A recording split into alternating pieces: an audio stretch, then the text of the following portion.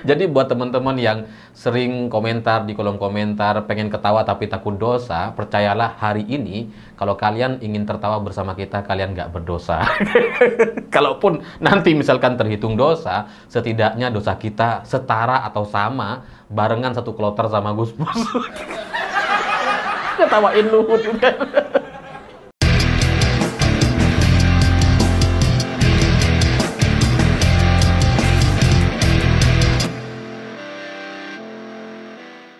Selamat malam semuanya. Hari ini rasanya sangat spesial sekali karena dari sekian banyak video, dari ratusan video yang pernah saya buat di berbagai platform sosial media termasuk di YouTube, rasanya ini adalah konten atau tema terbaik yang temanya itu nyaris menyamai keajaiban.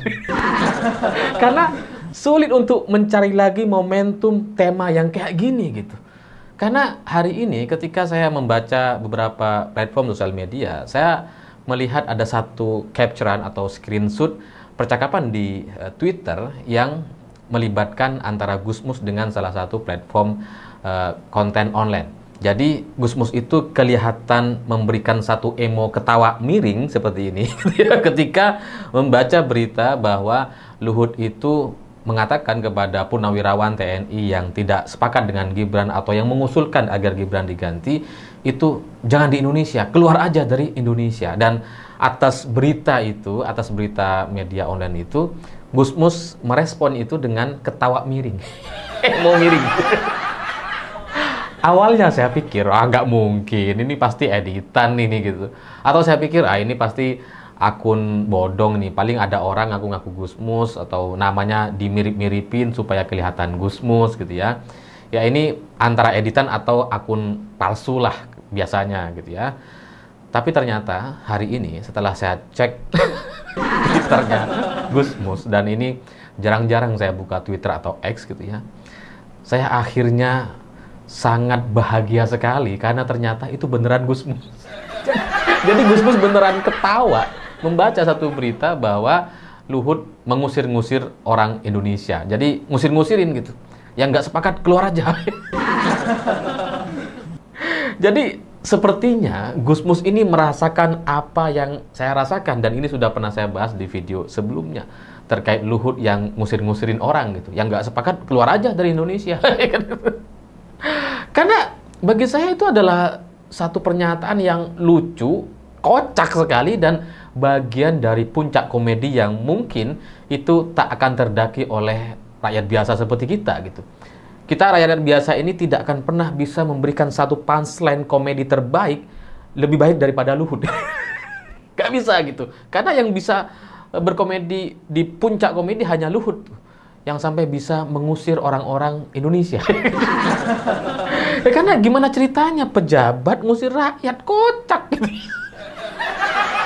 Nggak ada yang bisa lebih lucu dari itu. Seorang pejabat yang merupakan purnawirawan mengusir purnawirawan lain yang bukan pejabat. Jadi bagi Luhut, negara ini, Indonesia ini, itu jadi kayak kos-kosan gitu. Dan dia yang punya. Dan dia bebas untuk ngusir-ngusirin siapapun yang ada di dalamnya. Wong dia yang punya kosan kan. Ngusir-ngusirin tuh. Yang nggak suka keluar aja kan. Jadi nggak ada rasanya orang komedian yang bisa mengalahkan kelucuan Luhut. Bahkan cerita Fir'aun yang tenggelam di lautan karena mengejar Nabi Musa, karena saking pedenya, itu kan lucu sebenarnya. Ini kalah lucu sama pernyataan Luhut. Fir'aun aja lucu tuh ketika kemudian harus kena ombak dan tenggelam tuh. Tapi pernyataan Luhut mengusir orang Indonesia, dia sebagai pejabat mengusir rakyat, itu jauh-jauh lebih lucu dari semua komedi yang pernah saya baca sebelum-sebelumnya. Sepanjang sejarah peradaban manusia, rasanya belum ada yang selucu ini. Dan sepertinya Gus Mus sebagai tokoh agama yang juga seniman, itu bisa merasakan kelucuan yang luar biasa ini. Karena Gus Mus ini ya selain tokoh agama kan seniman dan sastrawan gitu ya. Kalau kita baca puisi-puisinya, kalau Gus Mus melakukan musikalisasi puisi atau lagi baca puisi, itu kita bisa digoyang emosi kita gitu ya. bisa dibuat sedih sekali, kadang dibuat ketawa ngakak sekali dengan kalimat-kalimat yang disampaikan sama Gusmus. Dan orangnya ketika membaca, dia nggak berekspresi seolah-olah itu adalah komedi yang sangat lucu. Ya santai aja Gusmus gitu. Jadi Gusmus ini adalah seorang seniman, sastrawan yang sangat paham sekali dengan permainan kata atau susunan kalimat, sehingga kalau Gusmus sampai ketawa seperti itu dengan emo miring, kan? Itu berarti Gusmus sudah sangat-sangat tergelitik. Jadi bayangkan, seorang seniman sastrawan yang biasa bermain dengan emosi, tiba-tiba hari ini tertawa dengan pernyataan Luhut. Itu kan puncak komedi yang mengkonfirmasi bahwa apa yang disampaikan oleh Luhut ini nggak ada tandingannya tuh. Jadi seorang Gusmus yang biasa mengajak orang untuk tertawa dan dia sendiri tidak tertawa gitu. Ini sekarang Gusmus dibuat ketawa sama Luhut itu. Itu kan artinya apa yang disampaikan oleh Luhut itu jauh-jauh lebih berkelas, jauh-jauh lebih lucu dari apapun yang pernah bisa dilakukan oleh Gusmus. Percuma Gusmus bikin puisi, bikin buku, nggak ada yang bisa mengalahkan Luhut.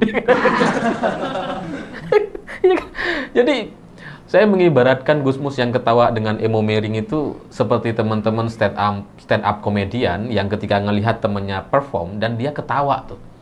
Itu menunjukkan bahwa performnya itu memang bagus gitu.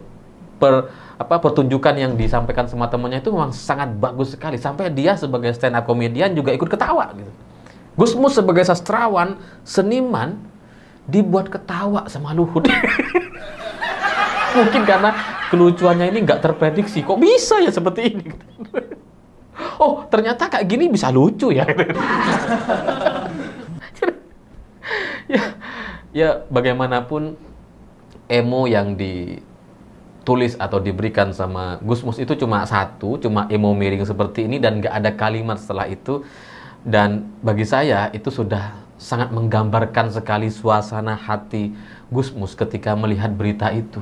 Saya membayangkan Gusmus tuh ketawa. Saya membayangkan itu gitu. Menertawakan berita ini kok kocak sekali, kok bisa gitu ya. Di negara seperti Indonesia ada pejabatnya yang selucu itu gitu ya. Nggak tahu diri itu. Ya, tapi karena ini emonya cuma satu dan nggak ada penjelasan apa-apa nggak ada kalimat apapun dari Twitter Gusmus, ya bisa jadi ini kemudian apa yang saya pahami ini berbeda dengan maksud yang sebenarnya. Bisa saja gitu ya, bisa saja Gusmus tidak berniat untuk menertawakan Luhutnya, bisa saja hanya menertawakan kalimatnya, atau bisa saja Gusmus hanya ingin menertawakan wartawannya gitu. Kok bisa yang kayak gini jadi berita? Kok bisa pernyataan yang selucu ini, sekomedi ini, itu dikemas dalam sebuah berita yang kayaknya sangat formal dan serius sekali. Kok bisa? Kok bisa muncul di berita gitu? Itu kan ibarat komedian tiba-tiba jadi penyiar berita, kan nggak lucu. Bisa jadi dua-duanya juga. Bisa jadi Gusmus ketawa dengan pernyataan Luhut atau juga menertawakan wartawan dan medianya. Kenapa yang seperti ini malah jadi berita? bisa jadi dua-duanya. Tapi pada akhirnya saya terus terang ingin mengucapkan terima kasih kepada Gusmus, karena setidaknya dengan satu emo yang bisa multitafsir itu, saya hari ini merasa tidak berdosa untuk menertawakan Luhut atau ikut tertawa. Jadi buat teman-teman yang sering komentar di kolom komentar pengen ketawa tapi takut dosa, percayalah hari ini kalau kalian ingin tertawa bersama kita, kalian nggak berdosa. Kalaupun nanti misalkan terhitung dosa, setidaknya dosa kita setara atau sama, barengan satu kloter sama Gusmus. Ketawain Luhut juga. Yang ini aman gitu, karena Gusmus udah ketawa, kita boleh ketawa. Dan buat Pak Luhut sebagai seorang pejabat yang sangat luar biasa sekali sumbangsihnya bagi Indonesia,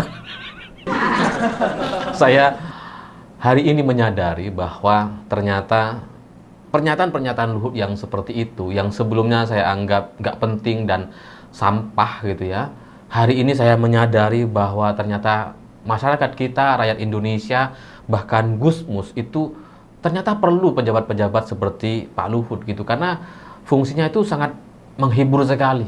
Di tengah banyaknya permasalahan masyarakat di Indonesia yang kena judi online lah, yang pinjol lah, terus kemudian ada yang hutang kur lah, yang baru kena PHK, ribuan orang, puluhan ribu orang kena PHK di bulan Ramadan kemarin, sampai sekarang juga masih berlanjut soal PHK, dan cerita-cerita soal preman, sampai kemudian kadin yang malak gitu kan.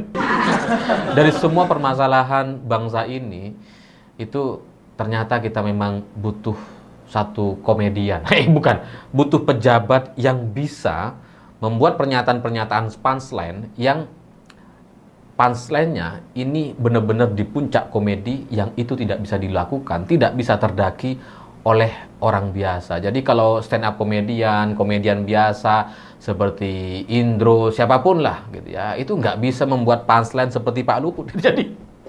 Jadi mungkin memang kita di negara kita ini perlu seorang Luhut Binsar Panjaitan supaya adalah yang bisa kita tertawakan dan membuat kita ini terhibur di tengah situasi krisis yang seperti sekarang.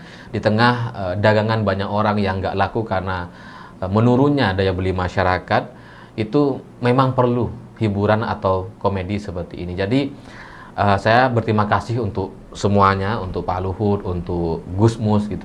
Karena dengan dua orang tokoh besar ini, itu hari ini video di Siwot TV rasanya sudah memecahkan rekor yang mungkin nggak akan bisa tertandingi oleh video-video yang lain. Bisa saja ini bukan sebuah video yang terbaik, tapi bagi saya pribadi secara subjektif saya bisa mengatakan ini adalah isu yang mungkin dalam 10-20 tahun ke depan belum tentu akan terulang lagi kelucuannya. Bagaimana seorang Gusmus bisa tertawa atau menertawakan tingkah atau ucapan pejabat di Indonesia.